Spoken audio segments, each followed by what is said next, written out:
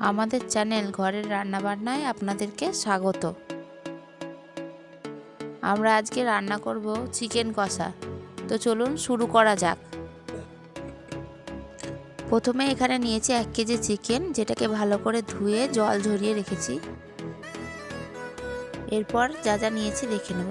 এখানে আছে সর্ষের তেল, গোটা গরম মশলা যেগুলো আছে এলাচ, তেজপাতা, দারচিনি, আর আছে পেঁয়াজ কুচি, টমেটো কুচি আর ক্যাপসিকাম কুচি। আর গুঁড়ো মশলার মধ্যে আমরা নিয়েছি দেখছেন গুঁড়ো লঙ্কা, হলুদ গুঁড়ো, নুন, ধনে গুঁড়ো আর জিরে গুঁড়ো। তারপর আছে রসুন বাটা, আদা বাটা আর লঙ্কা বাটা, আর আছে টক দই, যেটা একটু ফেটিয়ে নিতে হবে। গ্যাসটাকে এবার জ্বালিয়ে নিলাম, তারপর কড়াটা চাপিয়ে দিলাম। এবার কড়াটা গরম হওয়া পর্যন্ত অপেক্ষা করব। কড়াটা গরম হয়ে গেলে 4 টেবিল চামচ সর্ষের তেল দেব। সর্ষের তেলটা ভালো করে গরম হওয়া অবধি আমরা একটুখানি অপেক্ষা করব।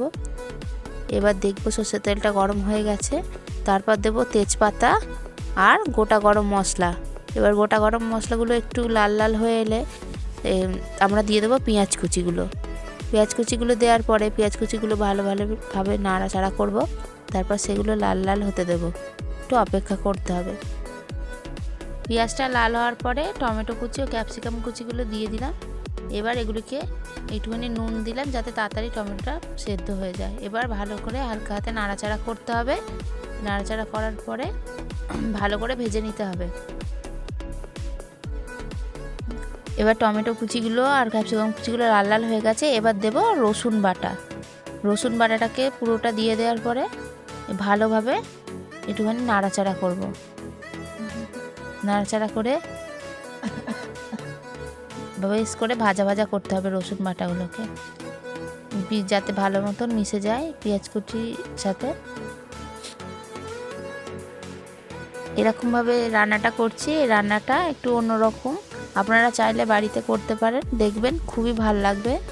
এরপরে আমরা রসুনটা ভাজা ভাজা হয়ে গেছে, তারপর মাংসগুলো সব দিয়ে দেবো। আর এইভাবেই মাংসটা ভালোভাবে রসুনের সাথেই শুধু কষিয়ে যেতে হবে। তারপরে একটু চাইলে জল দিতে পারেন, আবার নাও দিতে পারেন। এই সময় দিলেও হয়, আবার না দিলেও হয়। আমি জল ছাড়াই করছি, দেখুন ভালো লাগবে।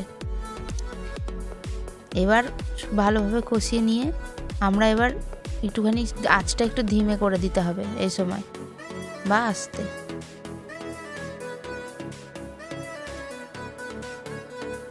এবার ভালো করে নাড়াচাড়া হয়ে গেলে এবার চাপা দিয়ে দেবেন। আঁচটা এই সময় একটু আস্তে করে দিতে হবে। তারপর 5 মিনিট পর চাপাটা খুলে দেখতে হবে, দেখুন অল্প অল্প জল বেরোতে শুরু করবে। তারপরে মাঝে মাঝেই চাপা দিতে দেবেন।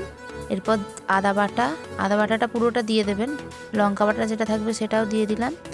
দিয়ে তারপর হালকা হাতে আবার নাড়াচাড়া করতে হবে। এবার অনেকক্ষণ ধরে কষাতে হবে। দেখুন অনেকটাই জল বেরোবে, এবার কষিয়ে যেতে হবে। তারপর আবার এরপর গুঁড়ো মশলাগুলো সব মিশিয়ে গুঁড়ো মশলাগুলো দিয়ে দিলাম। তারপর এই মশলাগুলো দেওয়ার পরে কিন্তু ভালো মতন কষাতে হবে, যাতে এই সময় মাংসের রঙটা একটু ঠিকঠাক হবে।